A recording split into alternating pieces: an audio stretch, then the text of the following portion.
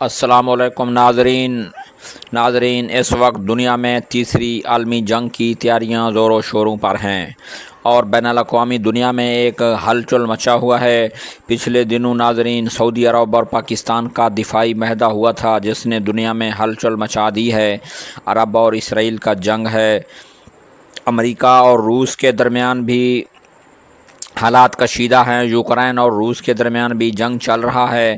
China جو ہے نا تائیوان کے گرد گھیرا تنگ کر رہا ہے، اور دوسرا جو سب سے اہم بیان ہے وہ امریکی صدر ڈونلڈ ٹرمپ کا ہے۔ ڈونلڈ ٹرمپ باگرام ایئر بیس لینے کے لیے افغانستان میں تیار ہے، اور دوسری طرف طالبان نے دو ٹوک الفاظ میں کہا ہے کہ باگرام اس کو کسی صورت دوبارہ نہیں مل سکتا۔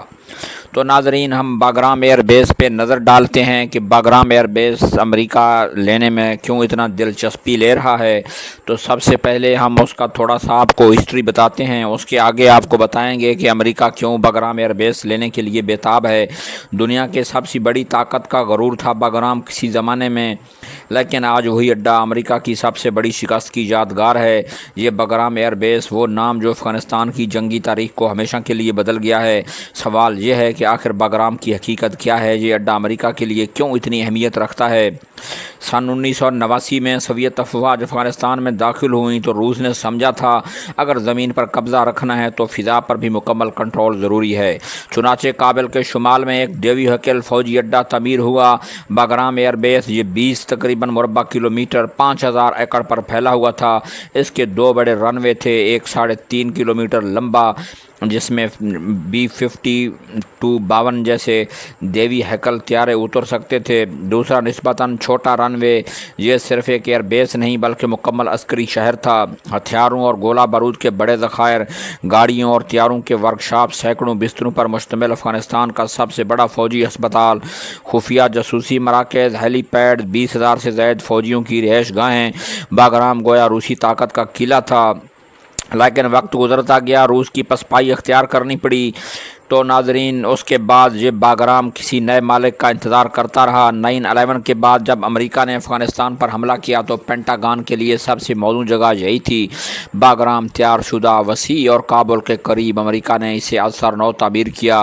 جدید ترین جاسوسی نظام نصب ہوئے، ڈرون آپریشن کا کنٹرول سینٹر بنایا گیا۔ یہاں سے نہ صرف افغانستان بلکہ پورے خطے پر امریکہ نے نظر رکھی، روسی ریاستوں پر نظر رکھی، چائنا پر نظر رکھی، ایران پر نظر رکھی، اور اس کے بعد پاکستان کے ایٹمی پروگرام کو بھی وہاں سے مانیٹر کرتا رہا۔ باگرام جلد ہی امریکی جنگی ہیڈ کوارٹر بن گیا۔ افغانستان پر امریکی قبضے کا اصل اسباب یہی بیس تھا، لیکن یہ کہانی صرف جنگی اڈے تک محدود نہیں رہی۔ باگرام وہ جگہ ہے جہاں امریکہ نے اپنے سب سے تاریک دستانے بھی رقم کیں، یہاں خفیہ عقوبت خانے قائم کیے گئے، سب سے بدنام زمانہ بلیک سیل جہاں سینکڑوں قیدیوں کو بغیر کسی مقدمے کے عزیتیں دی گئیں۔ یہ دراصل مشرق کا گوانتانامو بے تھا۔ ناظرین اس کے بعد پھر 2021 جولائی کی ایک رات اچانک امریکی فوج نے باگرام چھوڑ دیا۔ نہ افغان حکومت کو اطلاع دی، نہ کوئی باقاعدہ اعلان کیا، یوں لگا جیسے کوئی ناکام چور اندھیرے میں فرار ہو رہا ہے۔ چند ہی گھنٹوں میں طالبان نے اس پر قبضہ کر لیا۔ یہ لمحہ دنیا نے اپنی آنکھوں سے دیکھا، امریکی سامراج کا غرور خاک میں مل گیا، اور امریکہ افغانستان سے بہت ذلت کے ساتھ نکلا، اور وقت نے یہ ثابت کیا ہے کہ یہ سپر پاور کا افغانستان قبرستان ہے۔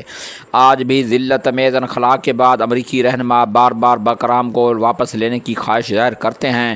ٹرمپ ہوں یا دیگر لیڈر، سب باگرام کو دوبارہ امریکی کنٹرول میں دیکھنا چاہتے ہیں، کیونکہ یہ صرف ایک فوجی کیمپ نہیں بلکہ وسطی ایشیا کا دروازہ ہے۔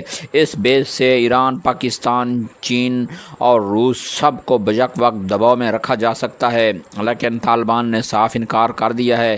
یہی وہ کھینچا تانی ہے جو ایک نئی خفیہ جنگ کو جنم دے رہی ہے۔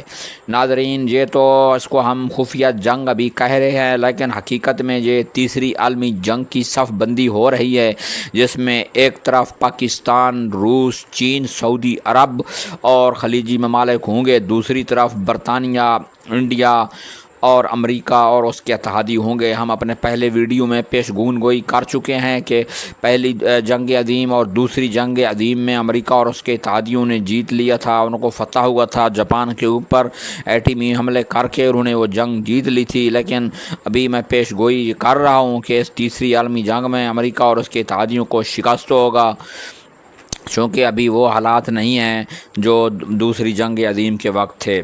ناظرین، پھر ہم باگرام کی طرف آتے ہیں۔ باگرام طالبان کے کنٹرول میں ہے، درجنوں فوجی عمارتیں، اسلحے کے ذخائر سب وہیں موجود ہے۔ کچھ رپورٹس کے مطابق امریکی جاسوسی کا سامان بھی ادھورا چھوڑ گیا تھا۔ یہی وجہ ہے کہ کہا جاتا ہے چین اور روس سمیت کئی ممالک اس واقعات کا مطالعہ کر رہے ہیں۔ باگرام ایک عالمی طاقتوں کے لیے گیم چینجر بن چکا ہے۔ دوستو، باگرام صرف ایئر بیس نہیں، یہ سوویت یونین کی شکست کا یادگار ہے، یہ امریکہ کی غرور کا جنازہ ہے، یہ ایک نیا سرد جنگی ہتھیار ہے جو مشرق و مغرب میں دوبارہ کشیدگی بھڑکا سکتا ہے۔ سوال یہ ہے کہ کیا باگرام ایک بار پھر سپر پاور کی تصادم کا مرکز بنے گا یا تیسری عالمی جنگ میں ایک مرکز کا کردار ادا کرے گا؟ یہ آنے والا وقت بتائے گا۔ آپ لوگ اپنے کمنٹ سیکشن میں رائے کا اظہار ضرور کریں کہ امریکہ دوبارہ باگرام کو حاصل کر سکے گا یا نہیں کر سکے گا۔